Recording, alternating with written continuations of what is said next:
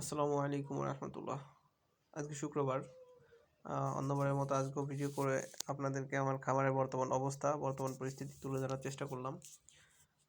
গত শুক্রবারে আমি ব্যস্ততার কারণে আমার খামার পরিষ্কার পরিচ্ছন্ন করতে পারিনি, এই জন্য এবার ময়লার পরিমাণটা একটু বেশি, যেহেতু 15 দিন হয়ে গেছে।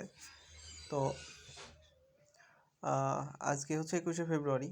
যেহেতু 21শে ফেব্রুয়ারি সেই জন্য হচ্ছে আমাদের স্কুল থেকে র্যালি বের হয়েছে অমর একুশে স্লোগান দিতে দিতে। একসময় র্যালিতে আমিও থাকতাম স্কুল লাইফে, তো একটু উপভোগ করলাম কাজের ফাঁকে ফাঁকে। তো যেহেতু গত শুক্রবারে পরিষ্কার করতে পারিনি, এই শুক্রবারে একটু সুন্দর করে পরিষ্কার করতে হবে। কারণ পরিষ্কার পরিচ্ছন্নতা ইমানেরও যেমন অঙ্গ, খামারেরও একটি খুব গুরুত্বপূর্ণ পার্ট।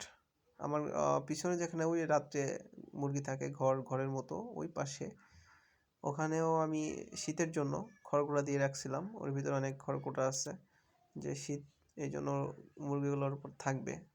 এখন যেহেতু একটু গরম পড়ে গেছে, ওগুলো আমি আজকে ফেলে দিব ইনশাল্লাহ। কারণ খড়কুটা থেকে, ময়লা আবর্জনা থেকে রোগ জীবাণু বেশি ছড়ায় আর কি।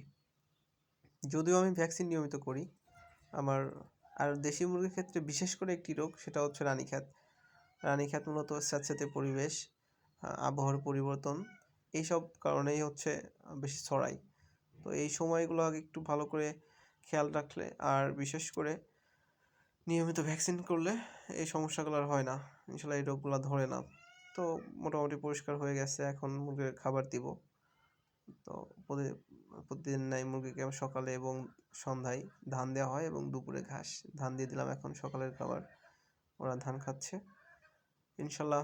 এখন আমি ওই ঘরের ভিতরটা পরিষ্কার পরিচ্ছন্ন করব। পরবর্তী শুক্রবারে আবার ভিডিও নিয়ে আসবো ইনশাআল্লাহ।